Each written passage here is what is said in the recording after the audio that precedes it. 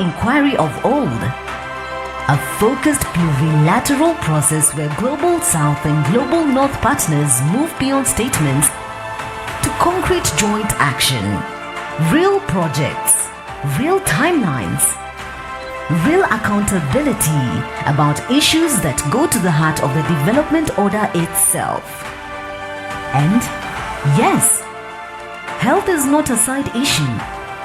It is the clearest test of whether sovereignty is real.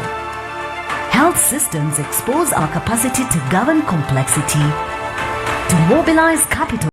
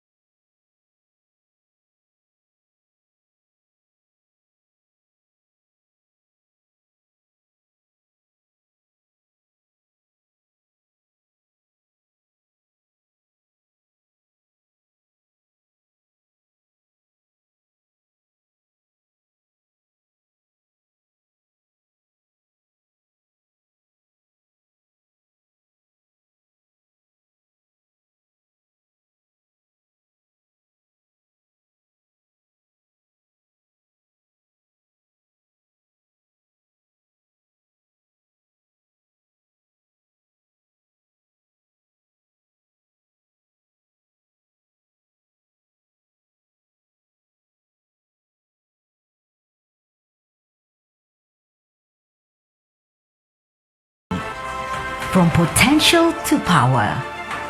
This is the Accra Reset. The work begins now.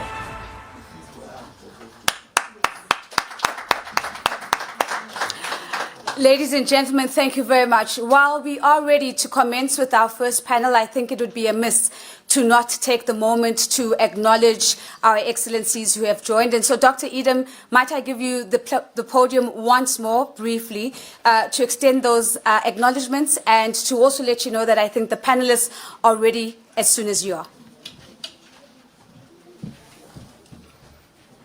Thank you very much. I have the distinguished privilege and honor to introduce His Excellency, the Vice President of Nigeria, who has joined us, Shetima, Excellency. And as much as possible, we want this to be a conversation, so we're trying to avoid a lot of protocol, and we are so honored that we have distinguished leaders in our midst who appreciate this. We have also His Excellency President Obasanjo, who is our patron and also the chairman of a member of the Guardian Council of the Accra Reset Initiative. Of course, he needs to introduce the former President of Nigeria, the Federal Republic of Nigeria, President Obasanjo. I've already introduced the Prime Minister and the Prime Minister. Thank you. Back to you. Thank you very much, Dr. Edem. We're going to proceed now with our very first panel. And as we rework the program in the flow, we will, of course, be making our way back to hear from our excellencies. This conversation is centered on the question of capital, corridors, and sovereign investment platforms. It's my pleasure to welcome my panelists. If they might kindly please join me on stage. Allow me to welcome the CEO of the Africa Finance Corporation, Samela Zubaru, President and CEO. Thank you very much, sir. Can we give him a big round of applause? I know that Dr. Haytham El Mayagri, the Executive Vice President from Afro-Exim Bank, is with us. Thank you very much, Dr. Haytham, for your time. The Honorable Prime Minister from Papua New Guinea. Thank you, Your Excellency, the Honorable James Marape. Let's give him a big round of applause. And unless my eyes are failing me, I have not yet spotted the Honorable Stella Ndabeni-Abrams, who is the Minister of Small Business Development in South Africa. Honorable Minister, if I've missed you, please, she is still stuck outside. So I'm going to continue with the conversation and maybe get assistance of getting the Honorable Minister in the room to join us.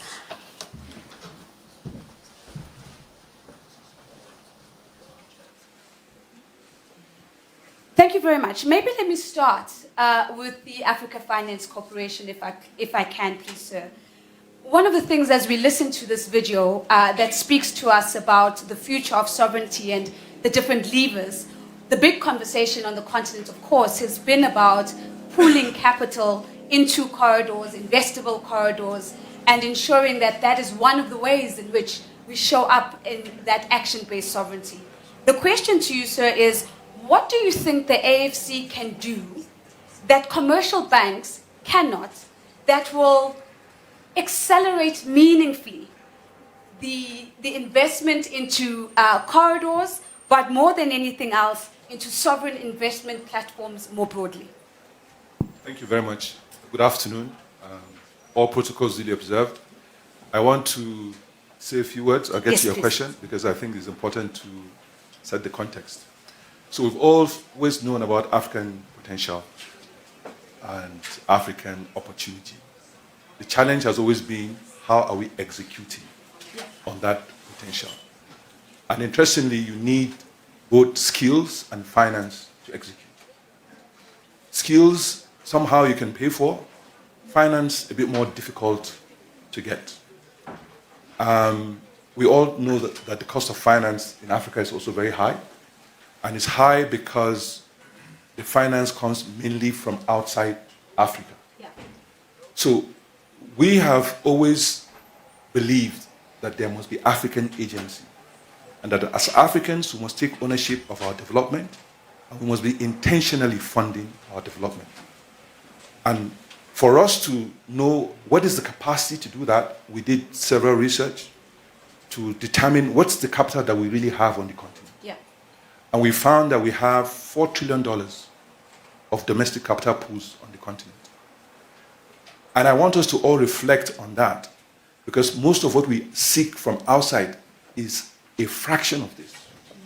So within our local banks or our African banks, we have $2.5 trillion. Now, banks are heavily regulated, so their capital is not really available for development, like you've asked. But we have 500 billion with African pension funds. We have 300 billion with African insurance firms. We have 180 billion with African sovereign funds. And we have over 200 billion with public development banks like ourselves. So there's over $1 trillion that can be mobilized and motivated to finance Africa's development. What we need to be doing now is to accept that we're not capital scarce, we're capital trapped. We need to be looking at how do we ensure capital flows from where it is now to where we need it the most. So I will give an example of what has happened in Nigeria. So several years ago, the Nigerian government did pension reforms, and they allowed for private sector managers to pool funds together and manage them. It put in place a regulatory program to determine how these managers would manage the funds. And part of what they did was to understand that you must make provision for the future of the worker and their children. Yeah. It can't be that the worker works all his life, he saves, and then his children have no jobs. So you must be intentionally building the future for the savers.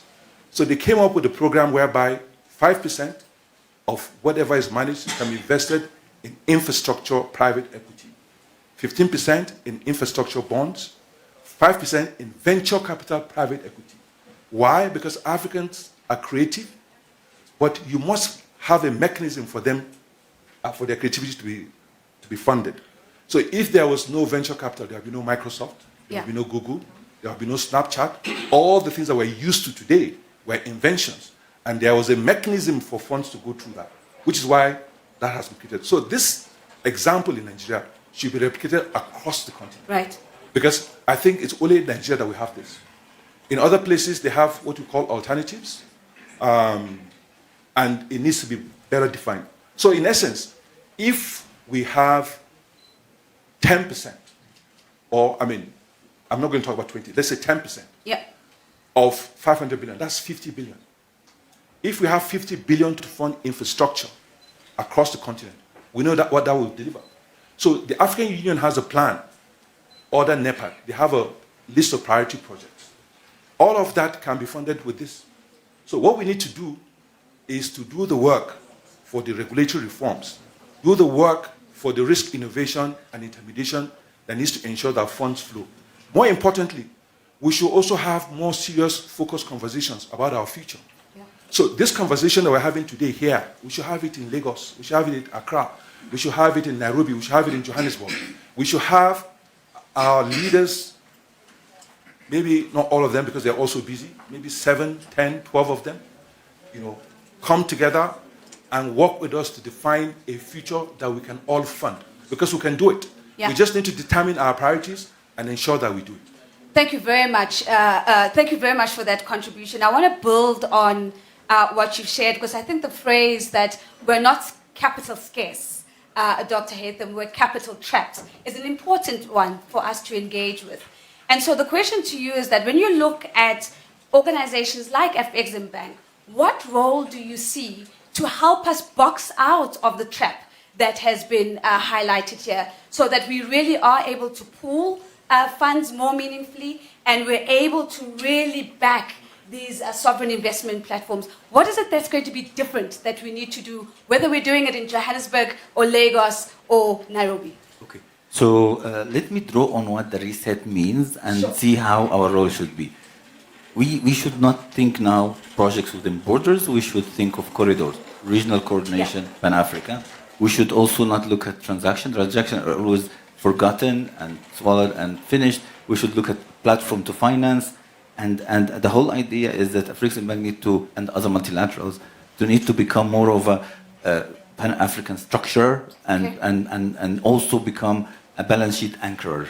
Pan-African structure meaning that we need to start to pull together projects that actually have multi-country, that have more value added to our raw material, but also that is weaved nicely in logistics and payments and the AFCFTA, because once you structure it well, you finish one half of the exercise because you start to attract the capital. Sure.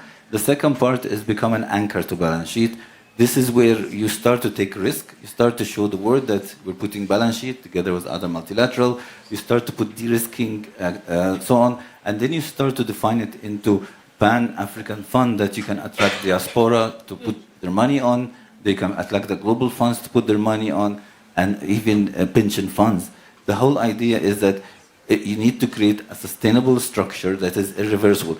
Right now we do transaction by transaction, project by project, and unless we create this, we also create a couple of Pan-Africa projects, like what is the optimal logistics for Africa to thrive and trade? What is the optimal structure for Africa to have an energy infrastructure, so that people, and package this in funds that we globally invest. Let's not forget that we have India and China that also 1.3 billion like us, but they have one blueprint that they're growing with. We have 50 plus blueprints. And unless we start as multilateral have a role to create a blueprint, we'll always miss on people who want a cohesive plan to fund.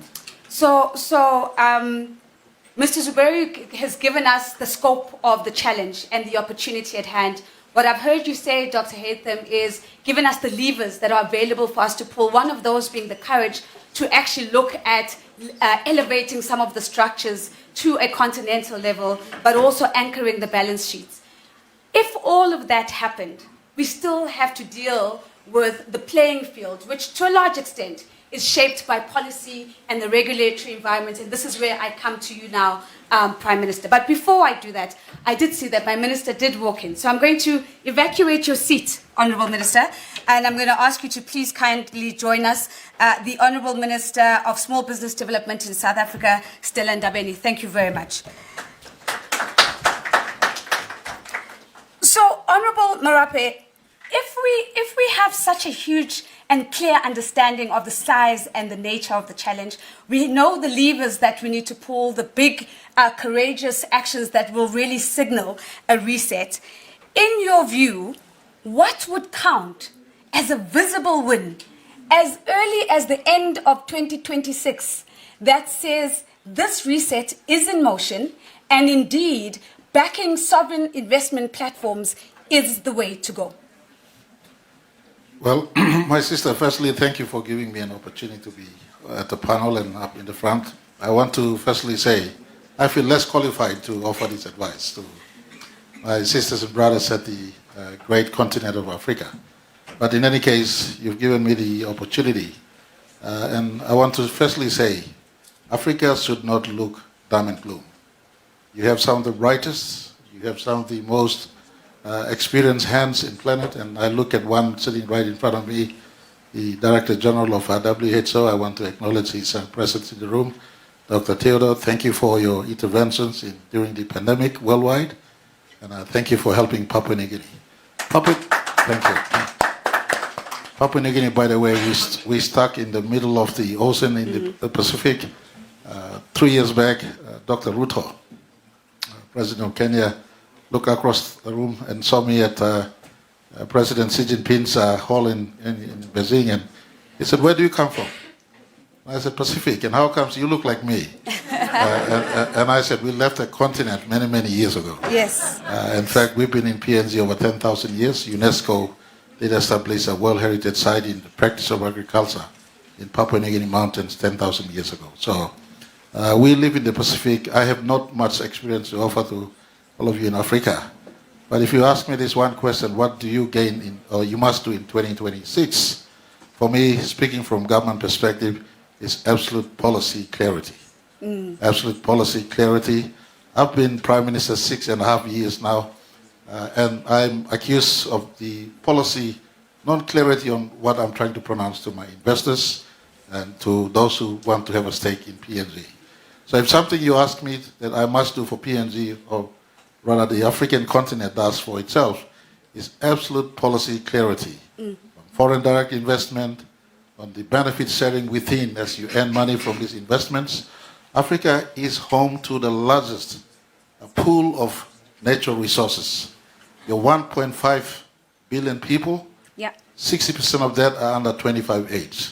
This is enormous energy. Properly channeled, Africa is the growth combustion engine room going forward into the future that can match the Asian growth that is coming up. So I want to say one thing that must come out of these conversations. The entire continent, absolute policy clarity on foreign direct investment, the residuals on how you trap the wealth and distribute to your people, translating the youth into non-engagements, into SME-based engagements, and I'm happy you have a SME minister up at the panel, and getting that 60% of the youths, that's 900 million people of the 1.5 billion you have in the continent. So you have enormous potential. You shouldn't worry if someone pulls back aid. I think aid dependency has held us all back. We should be stepping out. Sure. Harnessing from our own resources, having laws and regulations. In PNG right now, my policy is the government gets 55% of every natural resource harvest in my country. I sat down on operating mine. Mr. Mark Bristow, the continent had run the Pogra gold mine in my country. I sat it down, renegotiated, we reopened the mine. PNG government now owns 51%, and the investors own 49%. Preserving investors' return on investment, key in the policy aspiration. So policy clarity is important. You gain the upside from your resource, the investors win, and the residual as you earn from these resources, put back investing the youths for their progress. In my view, if you ask me what you must do in 2026, absolute policy clarity. That must be intergenerational. Not just one generational, not based on the cycle of politics. Thank you very much, Prime Minister. Policy clarity is the clarion call you're giving us. And again, you link back to the point from Mr. Zuberi where he was talking about ensuring that we are looking at generational impact as we think about the reset and what this means in terms of where we invest and how we invest. Minister Ndabeni Abrams, as I give you the final word as we begin to wrap up this panel, I think it's quite fitting that we move from the big clarion call from Dr. Haytham, who says, let's elevate and think about institutions at a continental level. We hear from Mr. Zuberu about how do we unlock domestic funds so that we can also self-fund our own ambition. And then the Prime Minister says, let's get the investment environment right in terms of getting policy clarity. How do we do all of that and not leave small business behind and not leave young people behind in this equation? Thank you so much and good afternoon, all your excellencies and all the guests that are here. Let me first apologize for arriving late. Security is a nightmare outside. We had to stand outside. It's not because I'm undermining the session. But one important point that I arrived as the Prime Minister was explaining on policy clarity, that I think we need to do beyond the clarity of the policy, is Africa learning to speak with one voice and not indicate left and turn right. Got you. Because we know all the problems in Africa. We know what we have in terms of the resources that we have. We all know that. We know what we are not doing. But there's nobody who's interested in changing how we are doing things. All the things that we are saying that must be done in Africa, the skilling, the investment within the continent, we speak about those in all the platforms. But there's no will to invest in that. And I think for as long as we are not really confronting that, VP, we're not going to go anywhere. We've got to say, all these resources, what do they do to benefit our people and continent? And to do that, it means this clarity that we're talking about must really be informed by the people of Africa, working with people who may have experience in what they can bring as collaboration to Africa, not it being imposed to Africa. Because Africans, they know what needs to be done. But as I said, it is the will to do that we are lacking. Of course, we understand the dynamics that we're faced with, which is why I agree with the Prime Minister to say, be clear on what you want on the FDI. It shouldn't be the money first, and then the rest follows. The money must follow what we want to do. Skills are there in Africa, we know that. I mean, like you can go to Silicon Valley, you can go everywhere. If you look at the Africans in the diaspora, they are driving the artificial intelligence. It's not other people that are driving that. In different sectors, in the services sector, if you're talking about engineers and all of those, it is Africans that are doing that. But we're not keeping them at home. We're not incentivizing Africans to invest the energy and capabilities that they have at home. It talks to the different interpretations of what we need to do, because as South Africa want to do what favors South Africans, Nigeria wants to do what Nigerians want. We forget that we can be stronger if we are working together. So for me, it's about that integration of thought, integration in action, and therefore we be able to leverage on the banks that we have and the non-banking institutions to say, what is it that works for Africa? Don't bring, I, amongst other things, I am responsible for financing small businesses. And if you look at the conditions that are set by the financing institutions, they don't talk to the ground. And this is what we must understand. What is it that the people of South Africa understand, or Africa? And therefore, all the instruments must follow that. Thank you very much. Once more for joining you later. Thank you, Minister.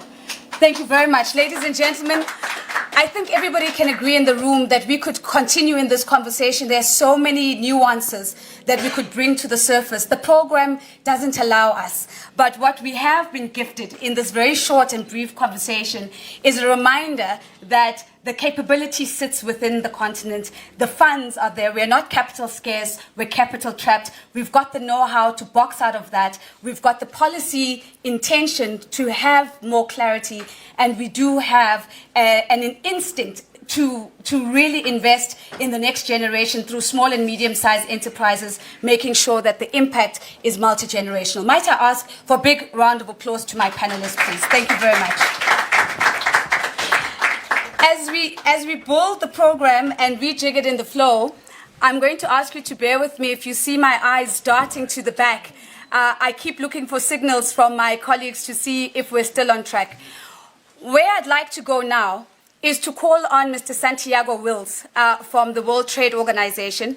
He has with him a message from the Director General of the WTO that he wishes to share with us in just a few minutes, not more than 2 to 3 minutes. Thank you very much. Let's welcome Mr. Wills, please.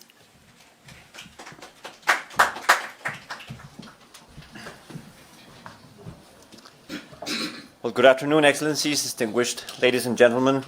It is an honor for me to be joining such a distinguished group of leaders on behalf of Dr. Ngozi Okonjo-Iweala, Director General of the World Trade Organization, who deeply regrets not being able to join us, but sends her sentiments of gratitude and support.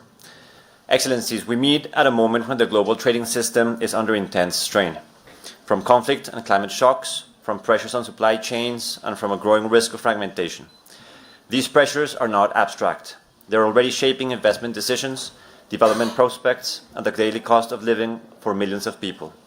And against this backdrop, calls for a global reset are both understandable and necessary.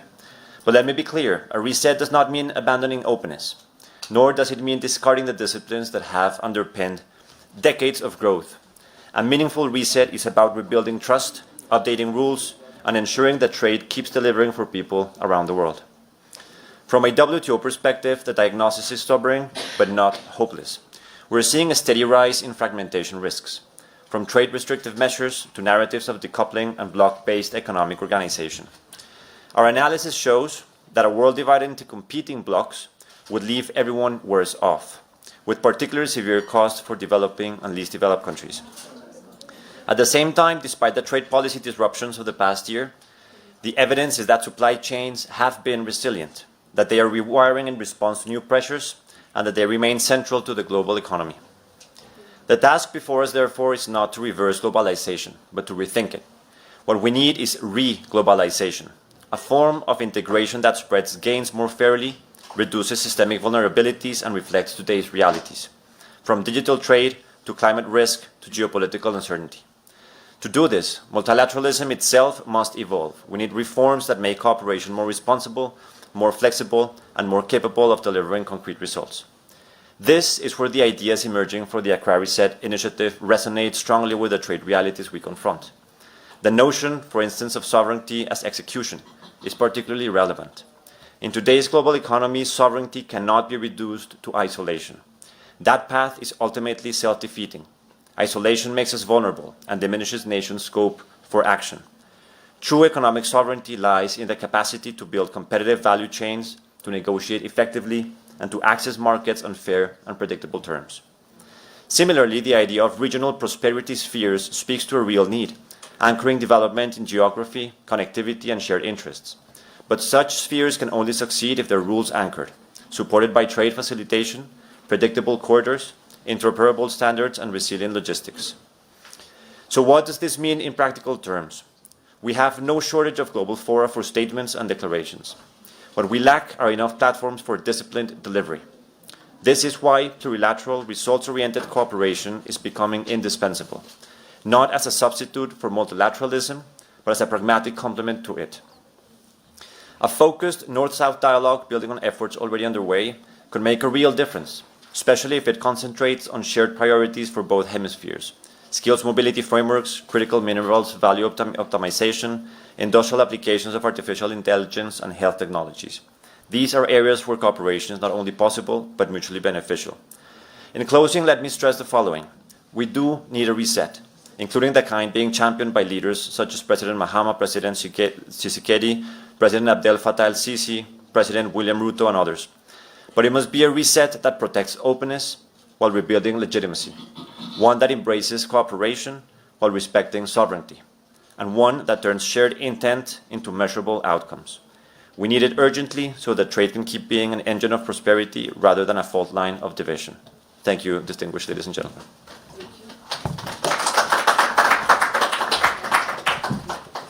Thank you very much, Mr. Santiago. Thank you very much, Mr. Wills, for bringing in the voice of the Director General of the WTO. But more than that, thank you for then bringing in the North-South element to this conversation as we now transition into another short, concise panel that will, I'm seeing that we're not going to go into the panel. So we will go into the panel. It's just that we'll have to sort of realign the program because there are some of our speakers who may have to leave earlier for other engagements. And so what I will suggest now is if, because we have Egypt waiting, and I think those programs can be clustered around when the president gets here because they're speaking to the same topic. So why don't we take another statement, a video from the Commonwealth.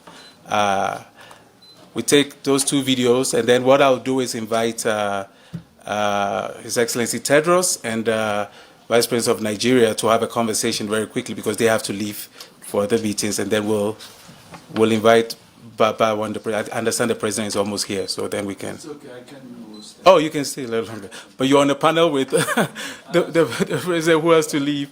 Okay, so we'll work it out. But first, let's take a video from the Secretary General of the Commonwealth. Thank you. Excellencies, distinguished leaders, colleagues, friends, the Commonwealth has survived by learning early a difficult lesson, that history cannot be undone, but it can be redesigned. Ours is one of the few global families where North and South, and in between, has nearly perfected the art of consensus building around its values. For decades, we have come together across a shared table, bound by history, language, traditions, law, trade, migration, and increasingly a common vulnerability to a world that no longer works for industrialized or developing countries alike, and where the prospects for the majority of people diminish year by year. We are determined to course correct, from business as usual to a transformative plan to build democratic resilience, economic resilience, and climate resilience, with a focus on our youth and women through skills learning and entrepreneurship, as well as innovative financing. That is why we sense kinship with Accra Reset. We are proof that it can work. You are proof that we can be much more. There is no doubt that the traditional development cooperation no longer responds to the need for high impact, resilient solutions that improve lives and safeguard our planet. Too many declarations, too few delivery machines, too many well-intentioned frameworks that never become bankable programs, investable corridors, or novel sovereign capabilities. And in recent months, the disruptions in global health and development financing have made the risk plain. Unless we recreate the global order, resilience building will become a slogan only. The Commonwealth knows this terrain intimately. We have spent years helping countries move from ambition to action. When we advance the Commonwealth connectivity agenda, we focus on making trade, investment, and regulatory cooperation more navigable for smaller and larger economies alike.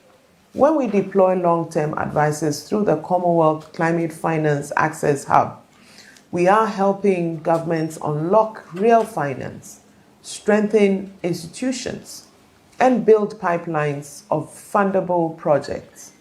And when the Commonwealth Blue Charter turns high-level ocean commitments into action groups led by member champions, we are demonstrating something the world urgently needs again, that multilateralism can be engineered to deliver. This is the bridge the Accra Reset is now building. The Accra Reset asks simple questions, demanding answers.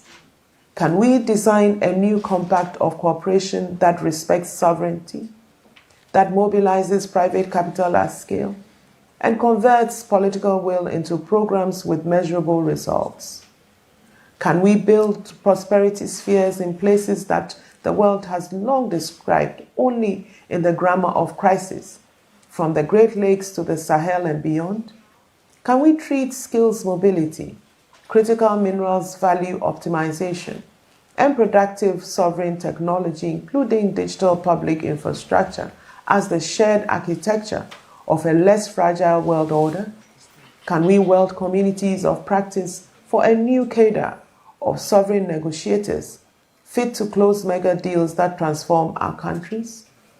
The Commonwealth is ready to be a practical partner in this work.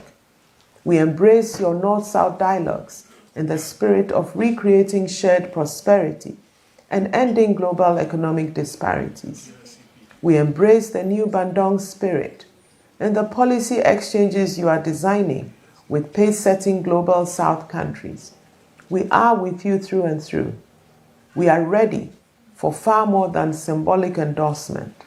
We are set for peer learning, for project incubation, for trade and investment cooperation, for institutional strengthening, and for the steady diplomacy that turns bold ideas into credible coalitions. Let Davos not be another summit of eloquence. Let it be a springboard for execution. And let the Accra Reset be remembered not only for what it diagnosed, but for what it built. I thank you. I think it can get a round of applause, even though it is a video. I see the hesitant hands. Thank you very much. Such clarity in terms of how do we move increasingly towards execution and action. That is the real test, away from the diagnosis to the actual doing. We turn our focus now to a video message that we've received from His Excellency Felix Tshisekedi Chilombo, for the President of the Democratic Republic of the Congo. From there, we will then go into a short presidential engagement, and then we're going to come back and go into our North-South conversation.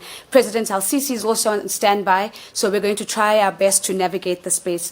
But for now, team, if we could please go to the video from His Excellency Tshisekedi, please.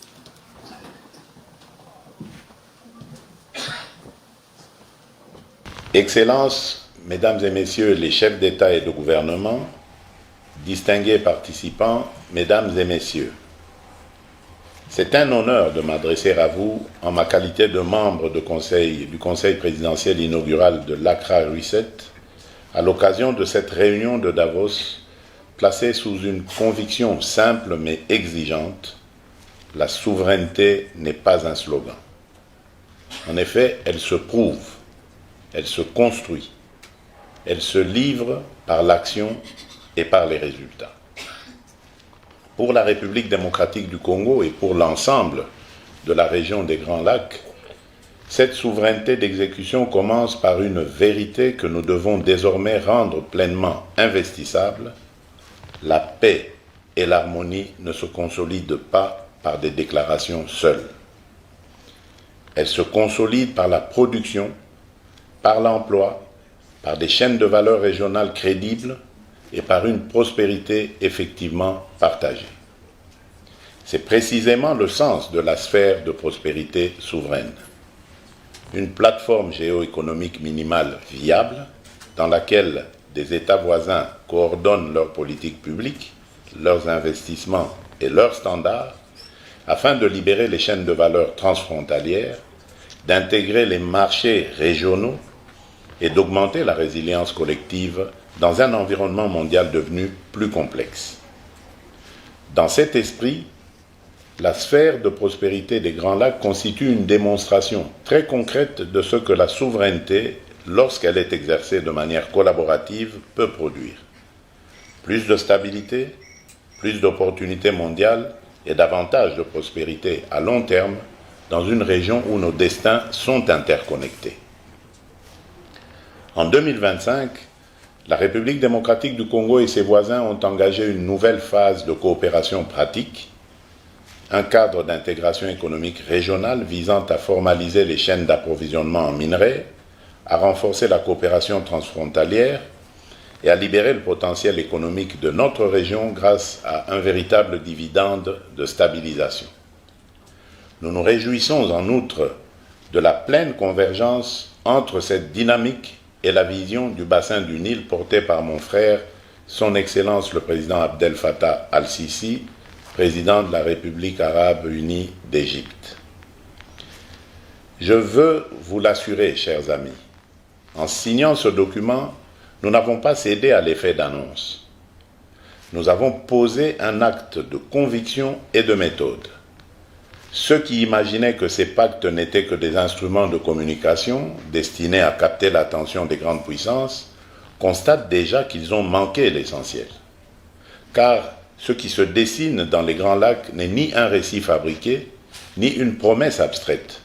C'est une trajectoire de bascule, de l'exploitation sans transformation vers la production à valeur ajoutée, de la fragmentation vers la coordination, de la concurrence stérile vers la consolidation régionale des intérêts, des incitations, des stratégies et des capacités. Notre ambition ne se limite pas à mieux exporter. Elle consiste à mieux produire, à mieux transformer, à mieux intégrer et par conséquent à mieux négocier notre place dans l'économie mondiale. Je voudrais à cet égard partager 4 engagements structurants au cœur de l'expérience et du leadership de la République démocratique du Congo dans cette sphère de prospérité. Le premier engagement c'est passer de la dotation en ressources aux plateformes industrielles. La région des Grands Lacs est au cœur de chaînes d'approvisionnement mondiales.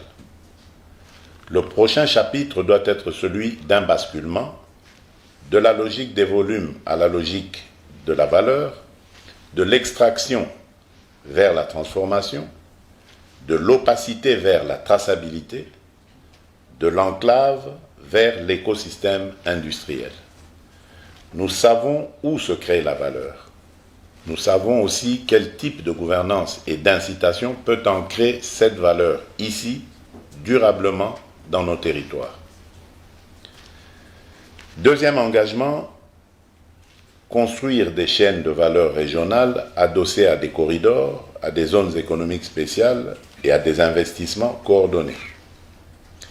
Nos efforts, notamment avec la Zambie, pour développer une chaîne de valeur intégrée dans les batteries et soutenir des approches transfrontalières en matière de zones économiques spéciales, indiquent la direction à suivre. L'Afrique ne gagnera pas en restant fragmentée. Nous devons harmoniser, mutualiser, standardiser, afin d'élever nos chaînes de valeur, attirer l'investissement productif et créer des emplois qualifiés. Le troisième engagement, c'est faire de la mobilité des compétences et du transfert technologique une priorité de souveraineté.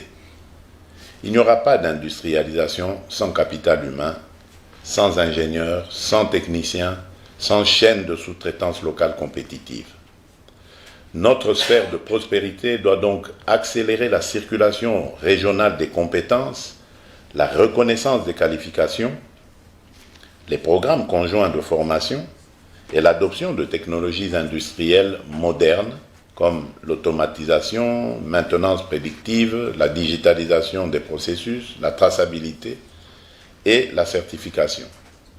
C'est ainsi que nous transformerons nos ressources en industrie et nos industries en prospérité partagée. Enfin, le quatrième engagement consiste à étendre la logique des corridors au-delà des minerais vers les biens publics industriels. L'Accra Reset a raison.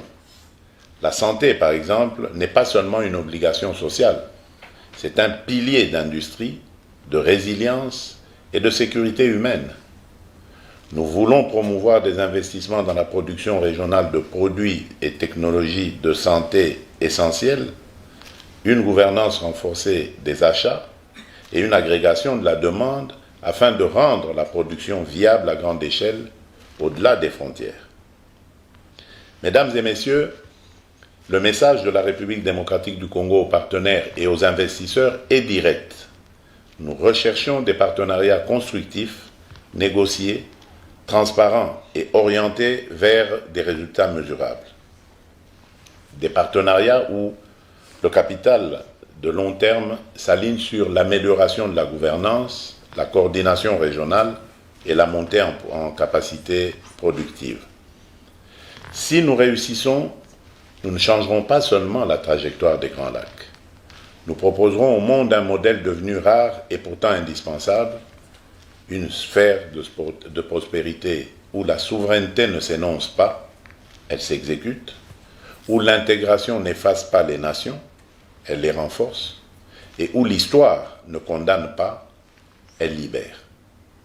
Telle est notre voie, et je vous invite à vous joindre à nous, non pour commenter notre ambition, mais pour contribuer à la réaliser par des projets, par des investissements, par des transferts de technologies et par des partenariats justes.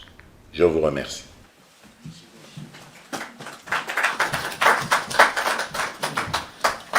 Thank you very much. So that was a message from President Tshisekedi on how Congo in the Great Lakes region is looking at basically rolling out its prosperity sphere.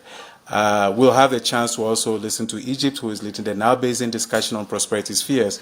But what I want to do at this point is to splice the program a little bit and rearrange it. We okay? Okay, so there's an aspect of the program that has to do with global health and development, which is really what the reset is about.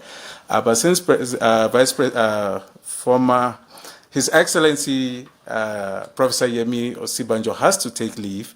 We'll take the development part, and then we'll come back to Dr. Tedros for the health part later when we are talking about the health architecture. So may I invite His Excellency just to give us just brief 3 minutes on, given what you heard about the prosperity spheres, and I know I'm putting you on the spot because it was supposed to be a panel discussion, given what you've heard also about, not just the prosperity spheres, but also what you're leading, the initiative you're leading also globally about also reimagining the whole global development architecture.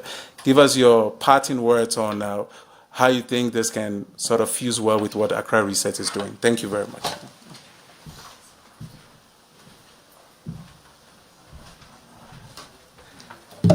Thank you very much, everyone. Excellencies, ladies and gentlemen. I actually thought this would be a panel discussion, so I thought I'd be able to hide behind the questions, but it appears that I don't have that opportunity anymore. Okay. No, I didn't say no. I want to stay. That's what I said. But okay, I just needed here because we're there, so I don't mind. Yeah, we're saved. Okay, please. Yeah. So please, I'll just sit. Okay. We should put the president in the center, vice president. Good. That's good.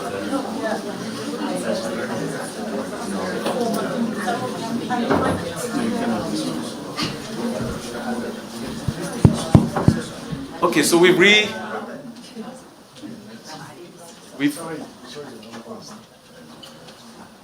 fused health and development back together. So why don't I give, since Dr.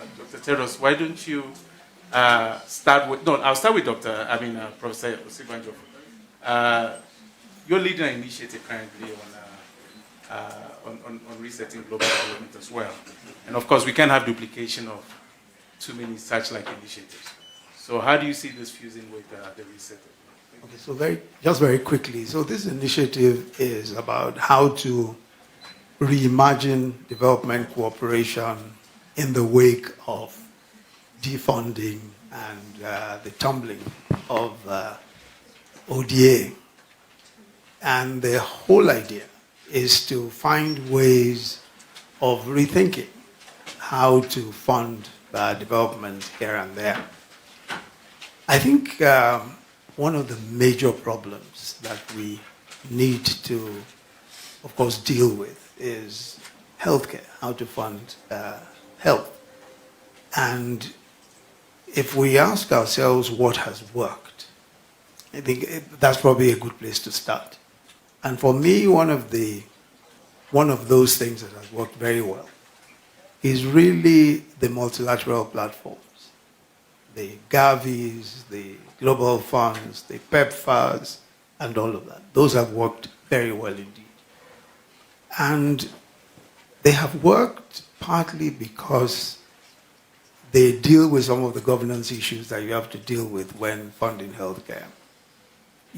They are measurable. The results are measurable. It is cheaper per dollar, depending on the currency you use, to fund, for example, malaria, HIV/AIDS, and several of the other types of serious situations that we found ourselves in. So these platforms have worked very well, and they also answer the question: how do you collaborate? How do you work together? Because collaboration is going to be key, and I think we heard the Honourable Minister speak about that. We have to speak with one voice. And one of the things that these platforms have done is to aggregate people, to cause civil society, governments, private sector to work together. Second thing that has worked, of course, are the multilateral institutions. And they have delivered, and if you look at some of the funding, the WHO, of course, is a good example. But if you look at the African institutions, for instance, we heard about the AFDB, we heard of the AFC, Afro-Exim, etc. They have actually worked. They've delivered. The problem, of course, is with efficiency. And sometimes, you find that some of these institutions are not as efficient in terms of delivery as they ought to. But we can deal with that. The most important thing is that going forward, in the absence of aid, we're not going to have the luxury of ODA. So we need to work with those institutions. We need to work with our DFIs. And already there are indications that these institutions can actually work. I mean, look at, just listening to what Samaila was saying about what the AFC is trying to do. I mean, there are huge amounts of money sitting in funds in Africa that are not invested. Some of them are invested in US treasuries, and some of them are invested elsewhere. But these funds can be made available locally. There are funds, Euro bonds, and all of those kinds of bonds that are at the moment not being traded, but they can be traded. They need to be de-risked to be traded. So funding is possible. And I think a lot of it will come down to our ability to sit down and think through these things and achieve the results. I think that sometimes we spend a lot of money, a lot of time thinking through the issues, but the actual implementation, getting stuff done, is where we get stuck. Dr. Tedros, we don't want to spend too much time thinking through the issues. You've started your own reforms of this global order as far as health is concerned. So what are your thoughts on the direction we need to be going? And also looking at, again, a lot of competing aspects of people looking at the same thing through the same angle. How can all of these things be fused together to create the kind of impact that we want to see? Yeah, thank you. Maybe following up on Vice President's comment, and especially related to the funding cuts. There is a projection recently made by IHME. I hope you know the International Health Metrics, the institute. They projected that for the first time in 25 years, in 2025, under 5 mortality globally, the average global could actually increase. We had this decline for 25 years, but now it could increase in 2025. Of course, this projection is about 2025. We cannot do anything about 2025. But I think we can do something about 2026. And then with the funding cuts, I'm really encouraged to see and happy many of our leaders saying it could be an opportunity to change for good. And His Excellency Prime Minister Marape was saying it could, we're held back. What held us is, dependency. And many leaders are realizing that exactly the same. And that's a mindset issue. And when there is a mindset shift, I think that's the start of a big change. And many leaders share your opinion, Your Excellency. So although there is this bad news, I also see the good news, because saying there is opportunity to change, to bring qualitative change. So I think this is very important. And the other thing that's now coming as a discussion in the circle of many of our leaders is Africa loses $88 billion in illicit financing, while it gets between 55 to 74 billion in donations. So the money, just take the illicit financing, the money is already, the illicit financing money is already higher than what Africa gets from donation. So not only there is the mindset shift, but there is also the practical understanding of how this problem can be solved. But not only that, many leaders are now saying we need to mobilize domestic resources. One is the illicit financing, taking care of that, but we can mobilize domestic resources, and now many countries are working with us to find immediate solutions and also long-term solutions. The immediate solutions are taxes. And many countries, including Ghana, are now moving. Alcohol, tobacco, sugary drinks, tax on that could generate a lot of money. By the way, I was listening to the finance minister of Zimbabwe, and he was presenting in one of the sessions the measures they're taking, and it's really amazing. I know about Nigeria as well, and other countries, by the way. Many are taking already action, the immediate, the short term. But at the same time, they're designing, many countries, the long-term solution. For instance, public health insurance to generate revenues using social health insurance systems and community-based health insurance systems. Because in order to address the current problem in ODA decline, the combination of the short term and the long term is very, very important. And we're trying to support. So these are the two issues. The short term, long term. But this is all at country level. Then the second very important thing is, we're not saying donation will stop, but that donation should be used in a way that empowers the country. And whatever happens at the country level, it should be based on the priorities of the country. And the country should have the say. And the good thing, one other positive thing I see from the donation, they're saying co-investment, from charity to co-investment, is the funding flow should respect the principle of one policy, one plan, one budget, one report, and the country being in the driver's seat. So the reason I'm raising this is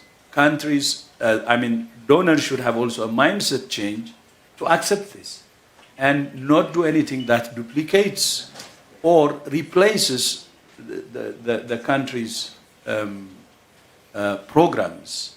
And I see positive development in that, and I hope more and more countries will adhere to that principle. Okay.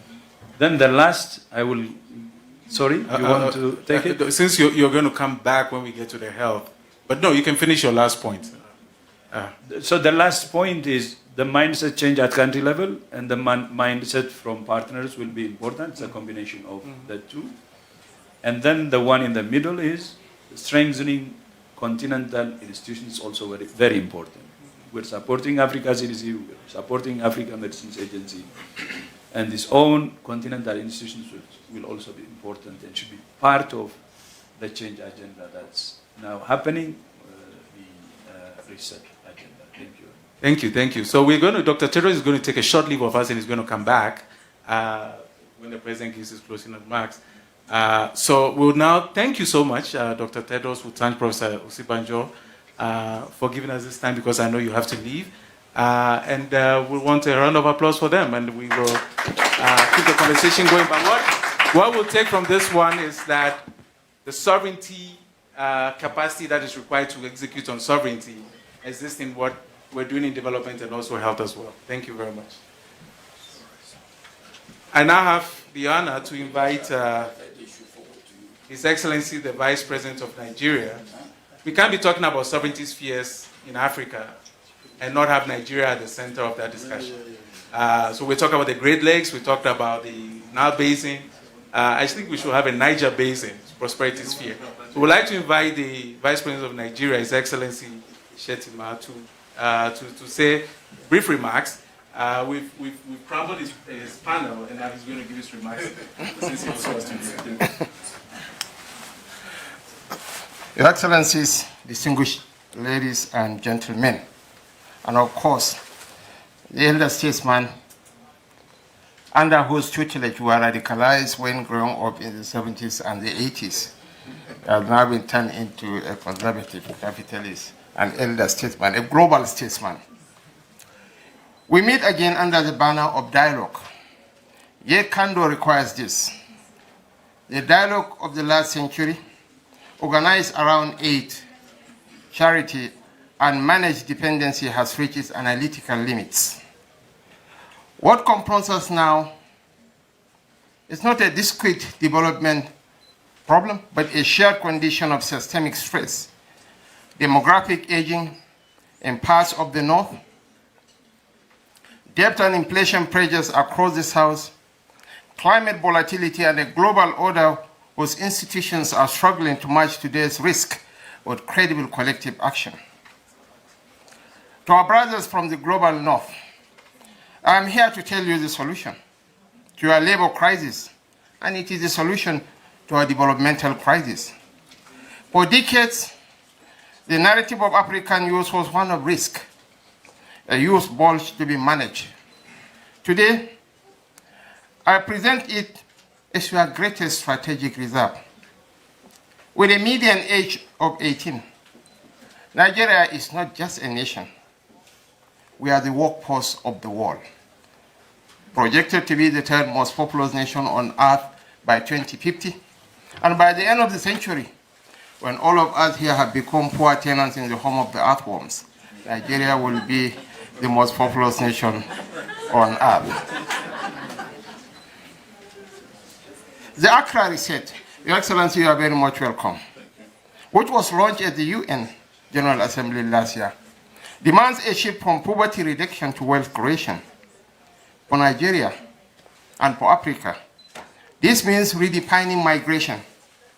We have heard the concerns of the global North about immigration pressure, and we have also heard our citizens' desire for global opportunity.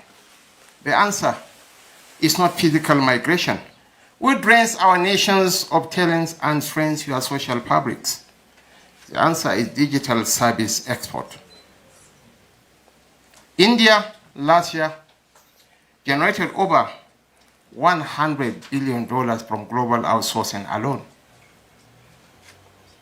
Nigeria, the oil giant of Africa, the highest we have ever earned from the process of oil was $35 billion in 2011 under former President Goodluck Ebele Jonathan.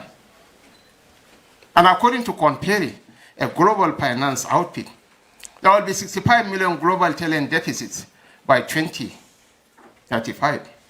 The United States, Russia, and Brazil will each suffer from 6 million talent deficits. And as I said earlier, the median age of Nigeria and even of Ghana is not more than 18. And there are more English speakers in Nigeria than in India. And our proximity to Europe is an added advantage. So, Your Excellencies, distinguished ladies and gentlemen, this digital service export provides a vista of opportunity, a win-win situation for all of us. And this is not aspirational, it is operational. We are building a sovereign prosperity sphere where a software engineer in Yaba, Lagos, Prez values for a prime in Berlin or Silicon Valley without ever leaving Yaba.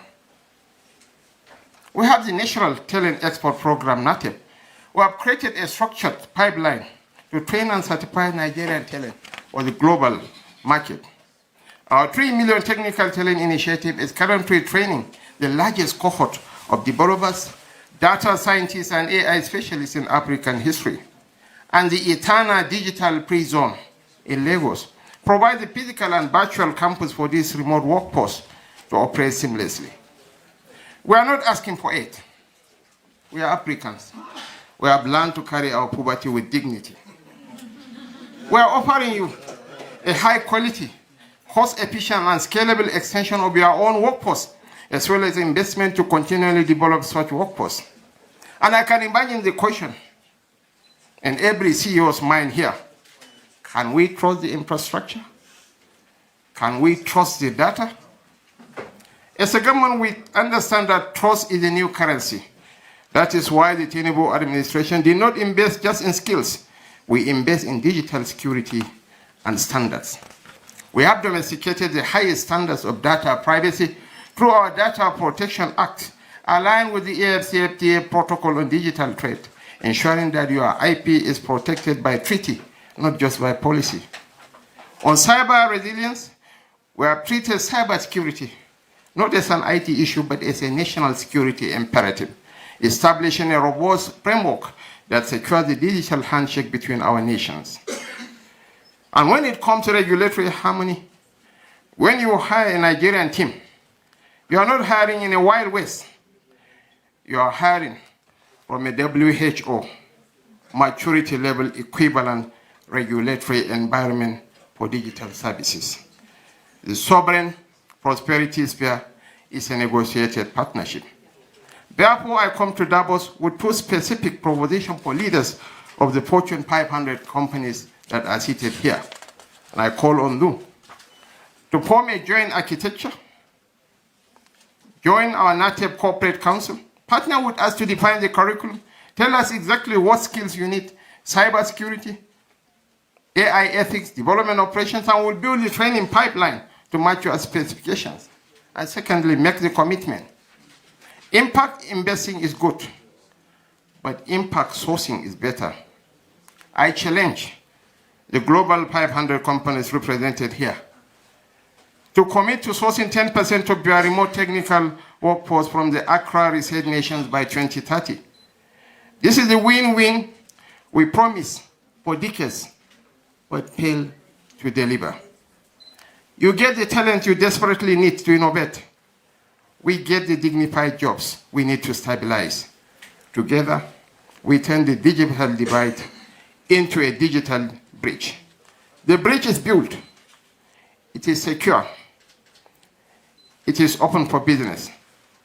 It is time to cross it. The President of Ghana will give you the handshake to cross that bridge. The elder statesman here is here to support us. Thank you so much, and God bless us all.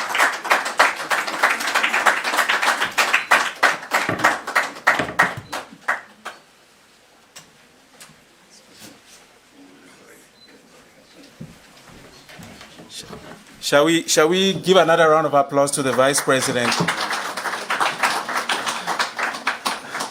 and extend handshakes to him as he's invited the President to also extend the handshake to the bridge that will help us cross this divide.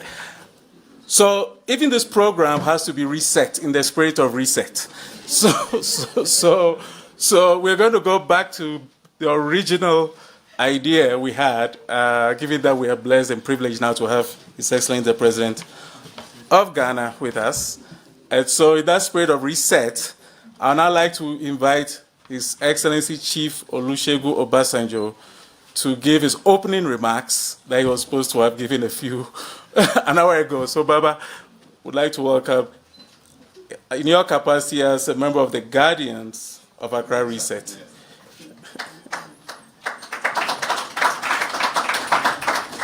And after that, the President will come.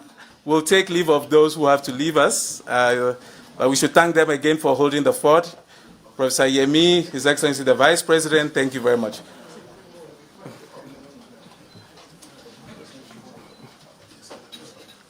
Thank you. Please be seated.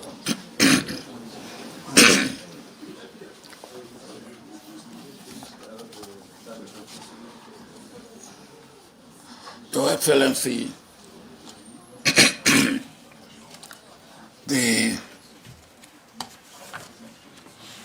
President of the Republic of Ghana, and my dear brother, Your Excellencies, distinguished ladies and gentlemen, Dr. Adam said what I'm giving is opening remark. I think this program is gone probably 3/4 of the way. So what I'm giving is mid-corpse remark.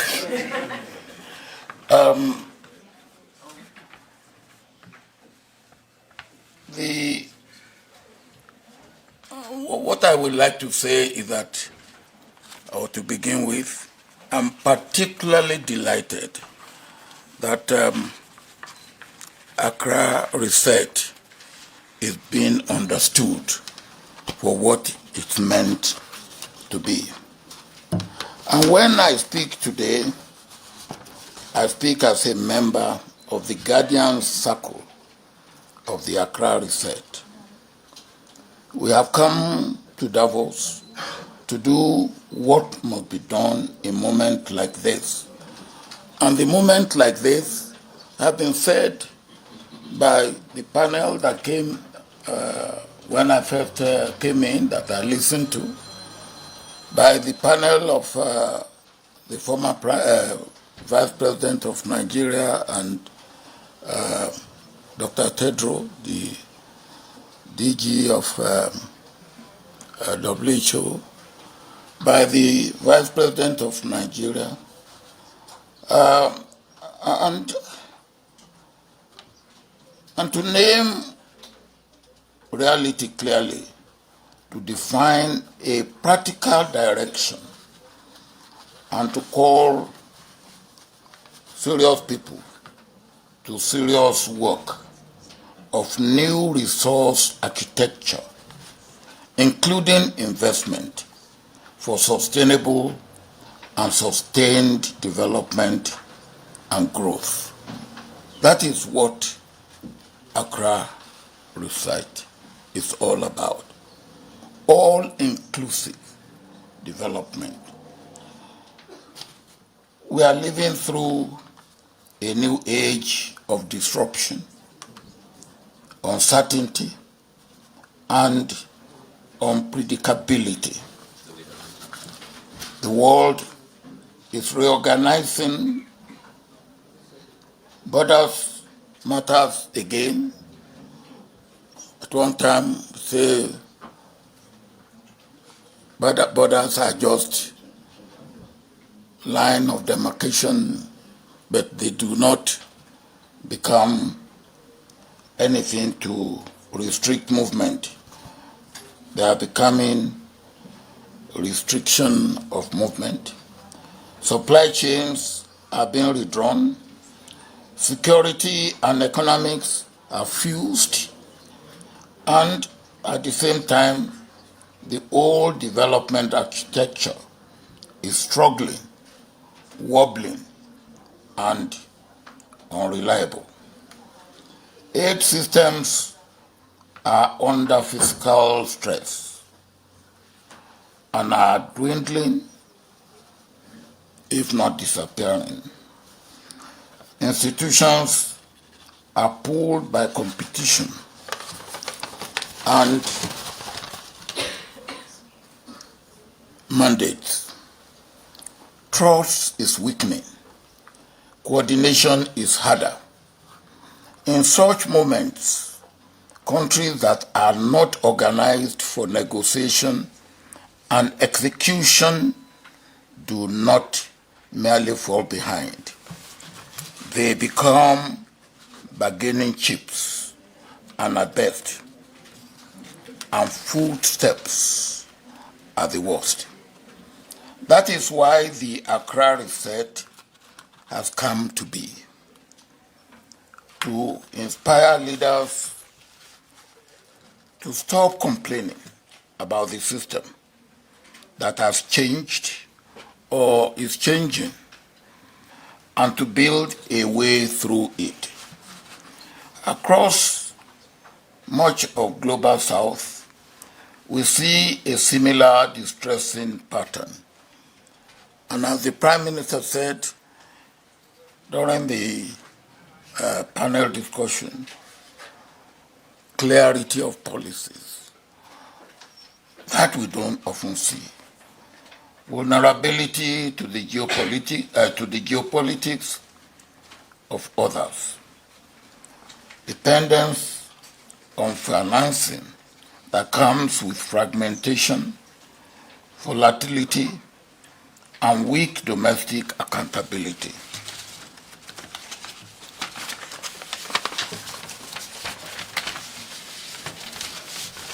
Marginalization from value and technology, even when the inputs come from our soil and the labor comes from our people.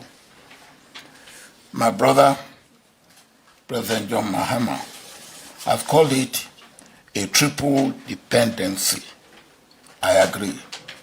And it produces a dangerous habit.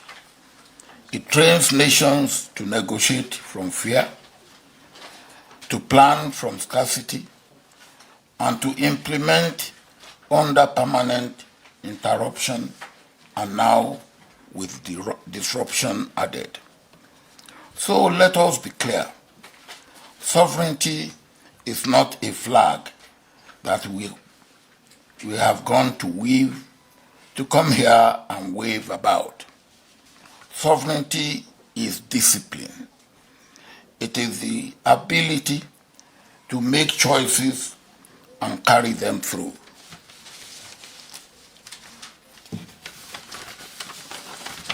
It is the ability to negotiate firmly, coordinate regionally, mobilize capital, incentivize resources, and implement at scale that leads to sustainable development and growth.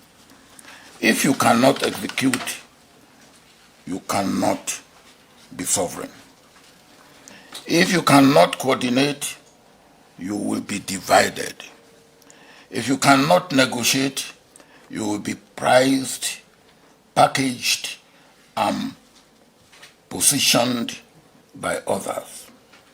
No one cares that we are tired of this. Everyone waits to see if we will lift up and get going. No bird builds a nest with the full foliage. Every wise bird starts with twigs and then knits them. We are announcing clear test beds and exemplary programs and projects, starting turbines to give us thrust and lift. For example, we set health as a clear test of sovereignty. So we intend to embed it in the North-South dialogue to negotiate with our friends and development partners in the North about certain critical reforms as well as concrete projects to boost access to health facilities and technology. We are also talking about critical minerals, sovereign artificial intelligence models that can be packaged in public-private partnerships for projects that mean more to us in our parts of the world than they do to global technology giants. To these must be added mobilization of resources internally. And during the panel discussion, I think this was very clearly brought about. And also incentivize resources from outside. We are talking about grooming, empowering, and badging a new cadre of sovereign strategists and negotiators to enter these dialogues and others on our behalf, whilst ensuring that their blades remain sharp through communities of practice and peer learning. And we, asking our friends in Singapore, India, Brazil, Indonesia, South Korea, to name just a few, to join us in policy exchanges to take these undertakings forward collectively grandly, hugely, and passionately. Today, President John Mahama of Ghana will set out the programmatic strategy of the Accra Reset. He will also launch the search for members of our distinguished college that will flesh out these various proposals being presented here, whilst laying out the motivation and roadmap for the inaugural high-level panel and its linkage to the North-South dialogue process. Let me end with a simple statement.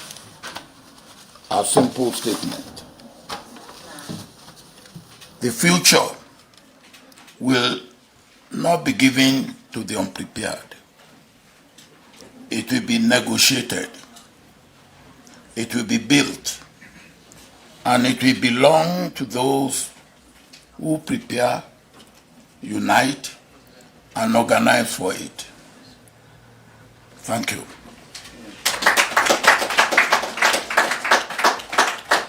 I will now yield the floor to my brother and friend, President John Mahama. Your Excellency, you have the floor.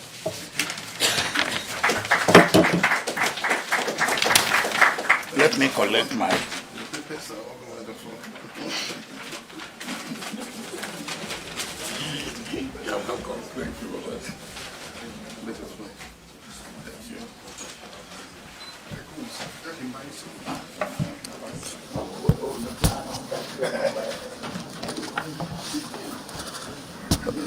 Thank you very much, President Obasanjo. We popularly call him Baba. We are most grateful for that mid-session remark, as you yourself called it. Your Excellencies and my distinguished colleagues, friends, and partners in global transformation, let me begin by thanking the World Economic Forum for creating the space for this session, and to our various strategic partners, not least the African Development Bank, the Global Fund, Afro Champions, Georgetown University, and the Rockefeller Foundation for stepping forward at a moment when the world's health and development systems are being tested by disruption, conflict, and a new atmosphere of intellectual retreat. Of course, my appreciation goes to the Guardian Circle of the Accra Reset, of which President Olusegun Obasanjo is one, and it's led by him, the Alliance for African Multilateral Financial Institutions, and the Confederation of Indian Industry. This afternoon, I stand before you as an African leader born in the heady days of post-independence Africa. Growing up, I could feel the excitement of my parents and their generation about the possibilities of our newly won freedom and the right to manage our own affairs. My country, Ghana, will celebrate its 70th anniversary of independence from colonial rule in March next year. In the relatively short span of 7 decades, we've been through a lot. We've seen coups d'etats and periods of democratic governance. We've lived through the Cold War, witnessed the fall of the Berlin Wall.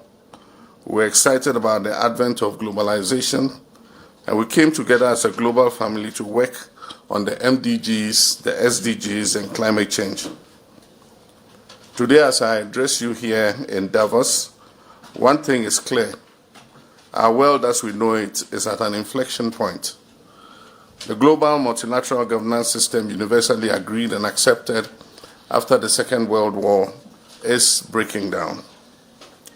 Bilateral relations among nations are increasingly becoming transactional, and many state and non-state actors are acting unilaterally in pursuing their own national and parochial interests.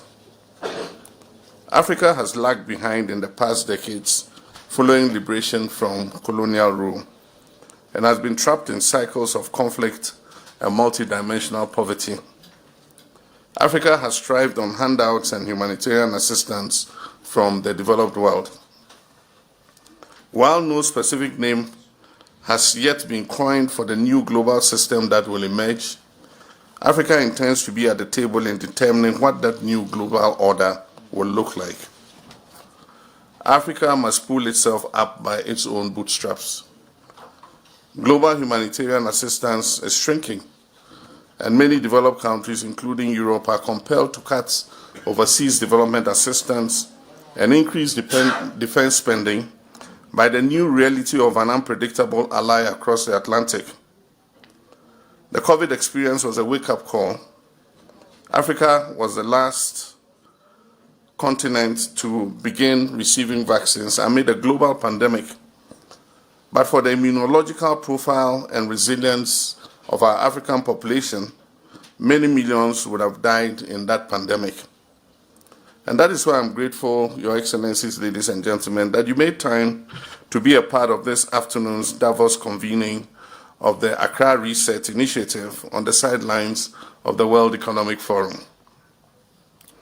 Just last September at the UN General Assembly, I introduced the Accra Reset Initiative, not as another declaration, not as a wish list, but as a practical answer to a question millions of young Africans are asking: what should Africa's response be in a changing global order? Today in Ghana, we're answering that question. We're resetting our country. We're cutting waste, we're restoring hope, and we're building systems that work. In my first year of being back in office, we've shown that democracy works, and that change is possible when leadership is focused and accountable to the people. From a debt, distressed, crisis-ridden economy, we've achieved an impressive turnaround with a stable macroeconomy characterized by single-digit inflation, a strengthened currency, and increased business confidence. But here's what keeps me up at night. Ghana's success alone is not enough. However admirable Ghana's turnaround story is, we cannot be a jewel in the dirt. We must work together as Africa. We must knit together the patchwork of success stories. And that is why we're here in Davos today, to take what's working across many countries in Africa and the Global South and scale it up across other countries, to move from resetting one country to resetting the entire development model for the Global South. And let me be direct about what we're up against. Too many of our countries are caught in what I call the triple dependency. We depend on others for our security choices.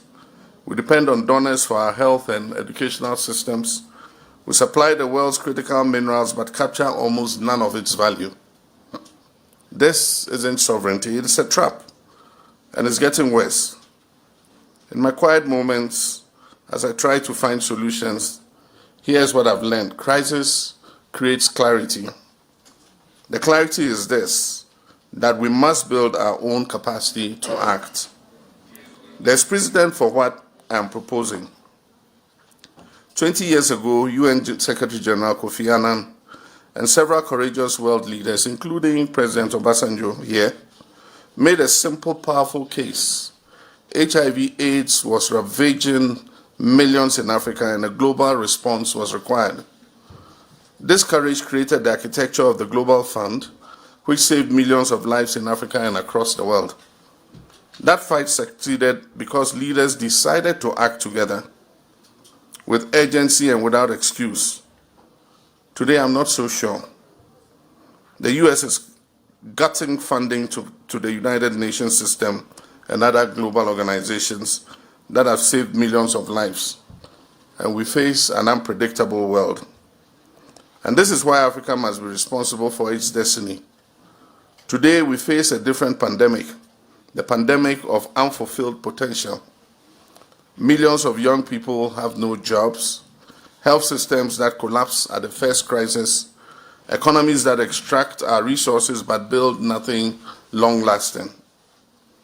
If we could mobilize the world to fight a disease, why can't we mobilize to fight poverty, to fight dependency, to fight the systems that keep brilliant young Africans locked out of the future? In Ghana, we're proving something important, that execution beats excuses. We're cutting government spending and have reduced the size of government to a record low of 58 ministers, including deputy ministers and regional ministers. We're digitizing services to end corruption. We're training young people for the jobs of tomorrow. We have renegotiated our debt so we can invest in our people and not just service loans. This is the Resetting Ghana agenda, and it's working because we stopped talking about the transformation and we started building that transformation. Now imagine this same approach across Africa and the entire global south. The multilateral order and rules-based system may be under threat, but we can forge a new coalition of the willing based on a shared vision and mutual respect for each other. What if we pooled our negotiating power on critical minerals so we capture value and not just extract raw ore? What if we exercise more sovereignty over our natural resources to create prosperity for our own people? What if we build regional manufacturing hubs that create millions of jobs for our young people? What if we produced our own vaccines and our own medicines with our own technology? This is the Accra Reset vision. It's not a talk shop. It's not a declaration. It's a practical blueprint for how countries can work together to build real sovereignty, the kind that you can measure in jobs created, in children at school, children vaccinated, and young people thriving. My fellow leaders, let me speak plainly. In this fast-changing world, we're entering an era where countries must compete, innovate, and build or be left behind. Our young people are watching, they're brilliant, they're hungry, and they're running out of patience. So here's what we must focus on. First, we must invest in skills, not just education, but skills that match real jobs in the real economy. Digital skills, green energy skills, manufacturing skills. We need a generation of young Africans who can build and not just consume. Second, we must build together. No African country can industrialize alone by itself. We must create regional prosperity platforms, manufacturing zones, energy grids, and digital infrastructure that gives our businesses skill and our workers opportunity. Third, we must negotiate as one. When we bargain separately, we're weak. When we negotiate together on minerals, trade, and climate finance, we can be formidable. Unity should not be just a slogan, it must be our strategy. Fourth, we must produce at home, from vaccines to semiconductors to solar panels. If we don't make it, we'll always be dependent on someone who does. Industrial policy isn't old-fashioned, it is what will make us survive. And fifth, and most importantly, we must hold ourselves accountable to our people. We cannot ask the world to invest in us if we tolerate corruption, waste, and systems that don't work. Reset means reform, and reform means results. And so the Davos commitment. Friends, we didn't come here to ask for charity. We came to propose a global partnership of the willing, based on a shared vision and mutual respect for each other. The Accra Reset is building the architecture for a new kind of cooperation, one where global South countries don't just receive programs but co-design them with our partners in the global North, where we don't just attract investment but shape it around what are our priorities. We want to create prosperity fears across regional platforms where countries coordinate on investments, infrastructure, and jobs. President Obasanjo often reminds me that leadership is about legacy. And he asks me, what will you leave behind? My answer is simple. We want to leave a continent where young people don't risk their lives crossing the Mediterranean because they will have opportunities at home. We want to leave systems that work, industries that thrive, and nations that stand tall. And in this, Ghana cannot do it alone. Africa can't do it alone. There's a call to every leader in this room. If you believe in a world where prosperity is shared, not just based on narrow interests, then join us. If you believe the Global South deserves partnership and not pity, join us. If you believe the next chapter of human progress is going to be written in Accra, Nairobi, Kigali, Abuja, and Cairo, then join us. The Accra Reset is not seeking permission, we're building momentum. From New York last September to this room in Davos and to the African Union in Addis Ababa next month, and soon at the Oslo Dialogues, we shall continue to build these partnerships. And so the question is not whether the world needs this, the question is whether we have the courage to build it. I thank you.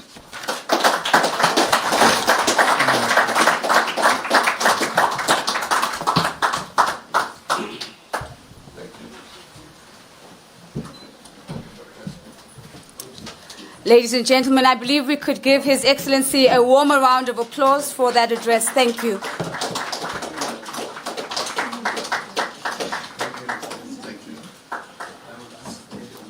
As promised, ladies and gentlemen, what we've been hearing throughout the time together is that health is perhaps one of the surest ways in which we can really stress test our sovereignty. And so we transition now into a conversation that allows us to double click on the strength of our health systems and how they can be not only an early warning system, but really a signal that indicates whether our sovereignty is at risk of fragility or not. We're going to kick off with some opening remarks from Peter Sands. He's the Executive Director from the Global Fund.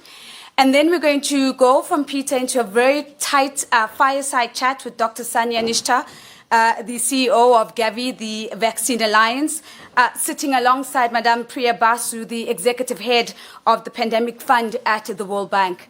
We're going to then begin to wrap that session up with some brief remarks from the Senior Vice President of the Rockefeller Foundation, who looks after the health initiative, and that is Naveen Rao. And knowing that one of our panels was reconfigured, we're going to invite the Right Honourable the Right Honourable Helen Clark to kindly please join us to extend some of her remarks into that conversation as well. For now, though, might I please welcome Dr. Peter Sands to please join us.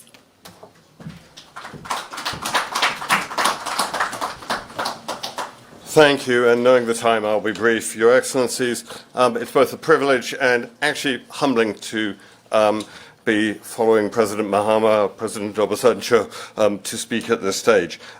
My message actually can be boiled down to one thing, which is that the Global Fund has been a partner to Africa in tackling health problems for now 24 years. We are really excited about the Accra Reset. We see this as an inflection point, a point which will reshape the partnership, but one in which we will continue to partner countries in Africa as you accelerate your path to sovereignty. From the beginning, the Global Fund model has been country-led. Countries and communities define priorities, make the investment choices, drive delivery. The role of the Global Fund is to align financing, markets, partners around national strategies and leverage global scale where this can help. And this has worked. As President Mahama said, there has been extraordinary progress on fighting AIDS, TB, and malaria, in extending life expectancy, in reducing maternal and infant mortality. And this has been driven by local leadership, exercising real decision-making power, backed by external funding, but also backed by increasing domestic resources. But what's changed? What's changed, and where the Accra Reset is so important, is both the ambition and the global context. The global context underscores the imperative to build greater self-reliance, reduce external dependency, and exercise sovereignty. Now, the Global Fund is the biggest provider of external funding on health to countries across the continent. And you might think that, because that's our job, we would be a bit resistant to countries in Africa saying, you're not going to need us as much. But actually, nothing could be further from the truth. We are excited and embracing the Accra Reset because we see this as an opportunity to work together to accelerate progress on health and accelerate the path to self-reliance. And we are revamping and changing a whole set of our policies and the way we work with countries to help make this happen. There are going to be challenges. This isn't a sort of slam dunk thing. There are executional challenges as we work on this together. And I just highlight three that I think that together we need to surmount. One is that as we accelerate the pathway to sovereign leadership and sovereign execution, we don't inadvertently lose the benefits of global scale. We've got to keep those benefits at the same time as having sovereign leadership. Second, that as we make this transition in an accelerated pathway, we don't disrupt progress against the key diseases that impact the health of people across Africa, or leave people behind. This is a pathway, it's not an easy switch, and it's one that actually different countries across the continent are in very different starting points on. And thirdly, we must ensure that this process isn't seen by donors as an excuse to yet further reduce their support for global health. Because while there are some countries in the continent that are well advanced on this and absolutely ready to seize sovereignty and to reduce their reliance on external funding sharply, there are other countries on the continent, particularly those racked by conflict, where saving lives and sustaining and improving the health of the people will require external support. So together we must make sure that, in a sense, this isn't misinterpreted by donors. So that's all I was going to say. You have had the Global Fund as a partner for 24 years. We will continue to be your partner until you do us out of a job, and we will celebrate when that day happens. Thank you. Peter Sands, thank you very much. I think we can give Peter a round of applause, please. Thank you so much. Allow me now to welcome Dr. Sanya Nishta to kindly please join me on stage, Madam Priya Basu to join me as well.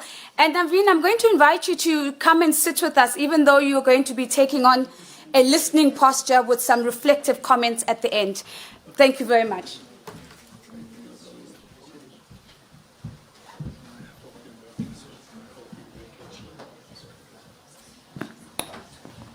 Thank you very much. It's going to be razor sharp and super tight because I know that we're out of time.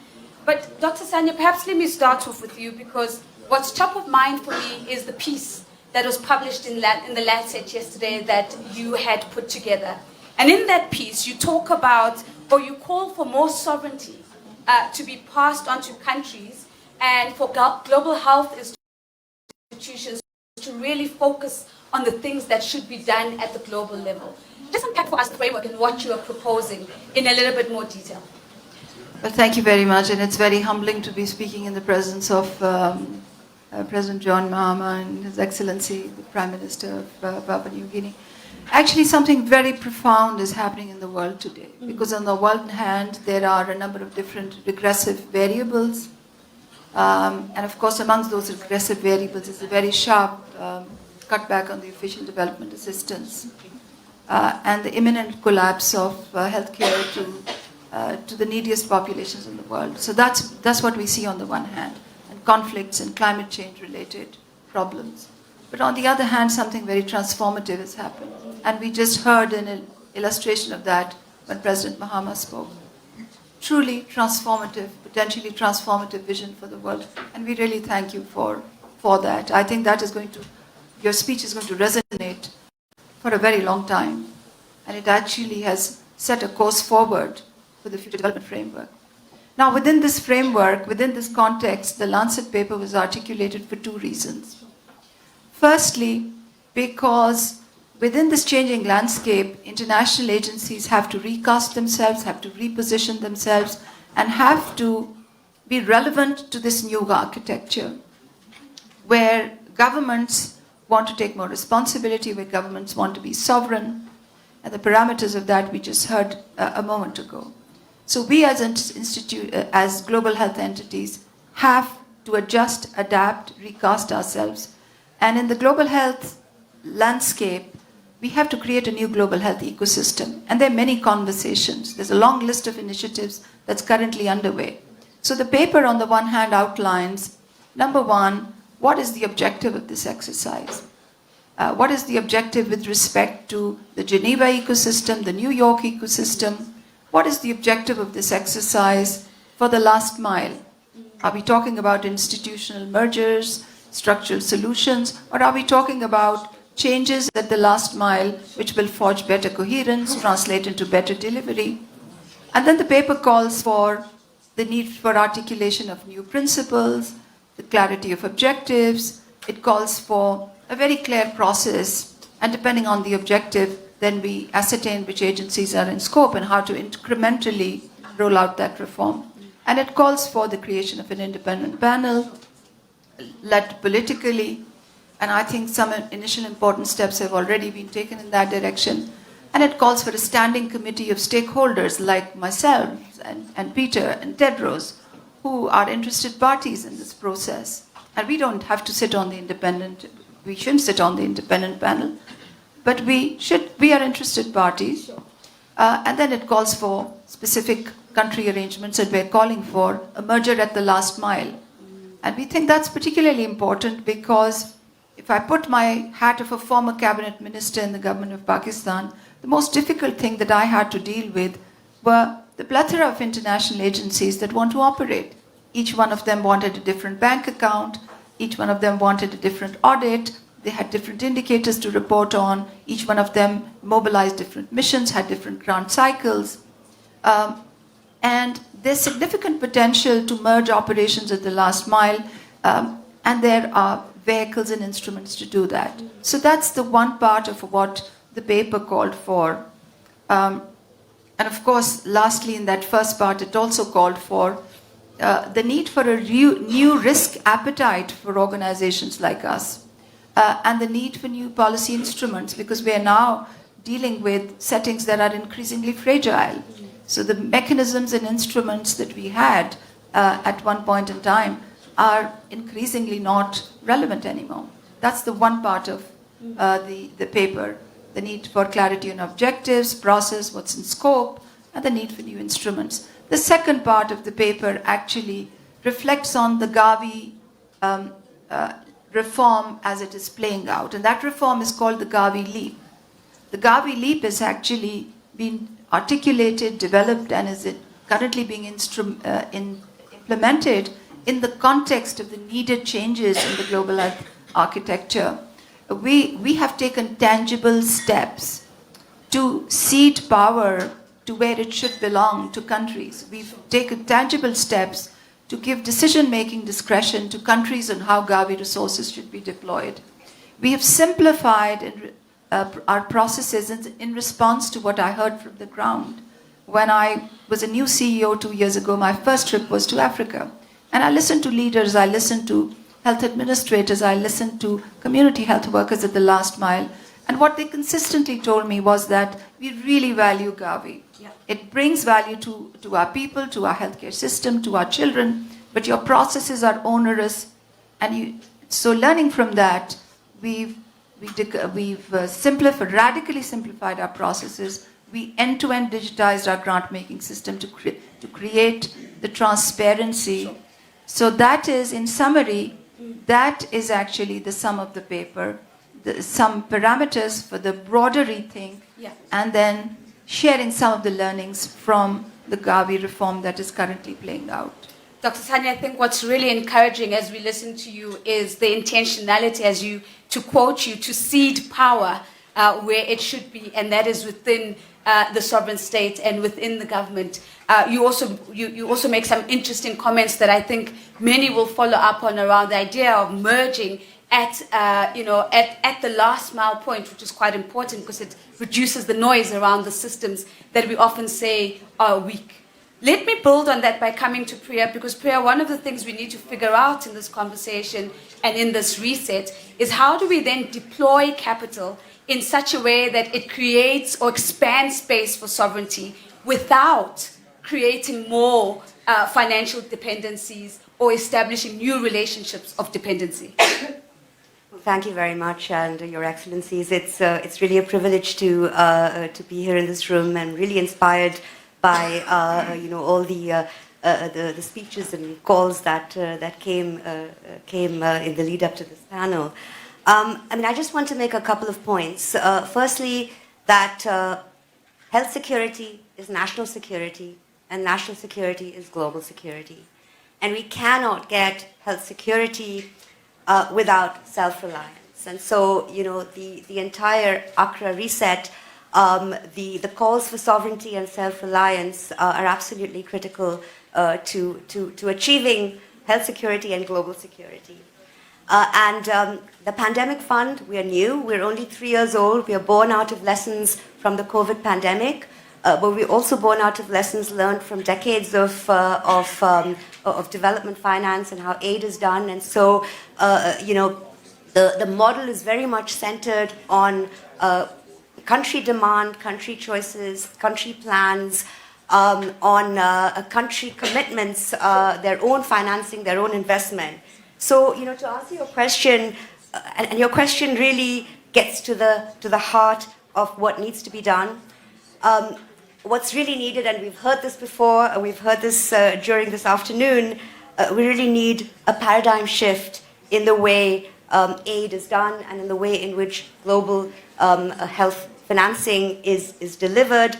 And this paradigm shift is all about putting countries at the center, about delivering financing to countries when it comes to international finance, delivering that financing to countries on budget in a way that's really aligned with what their own national plans require. And it's about sort of coordinating and collaborating, bringing partners together so that funding is provided in an aligned manner. The scarce international financing that there is provided in an aligned manner in a way that really catalyzes countries to put their own resources.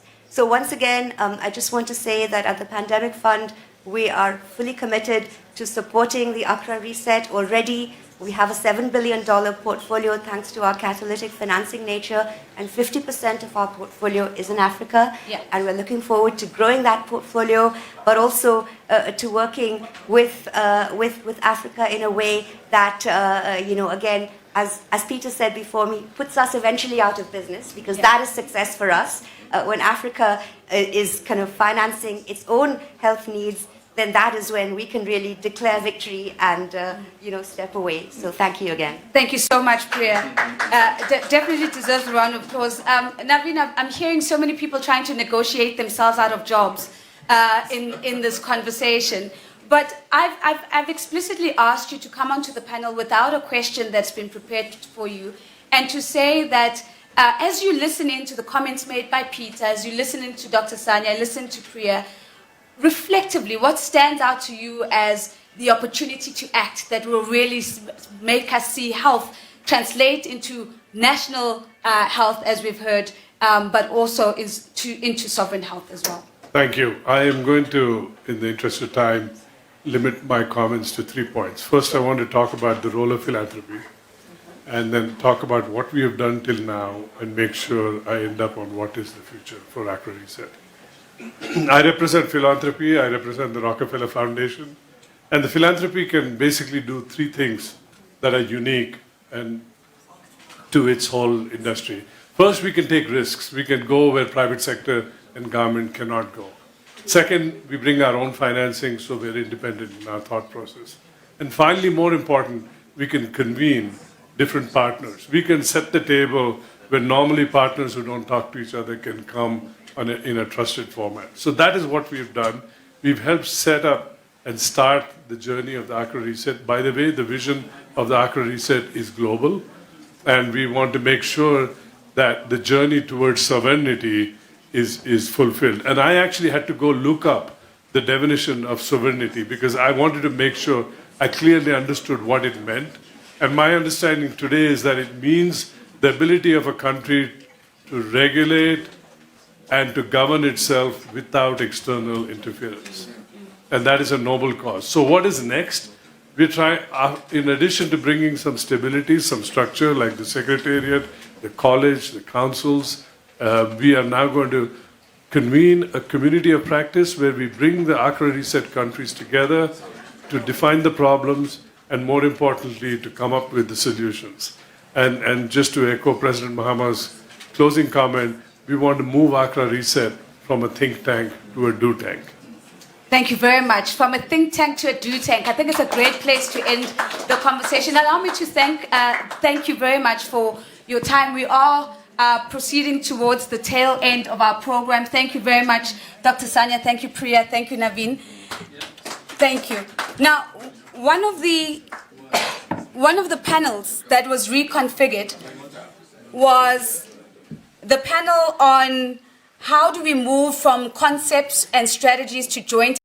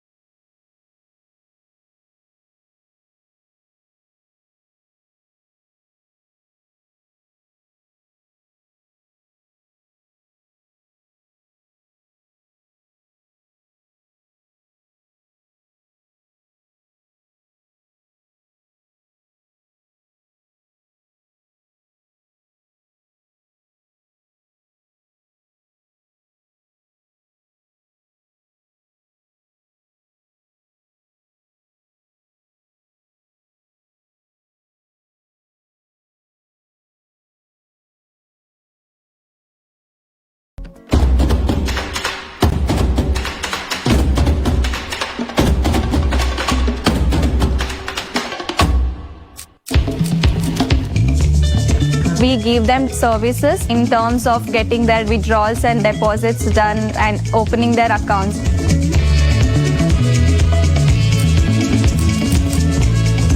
We are building digital identity for the underprivileged nations of the world. Our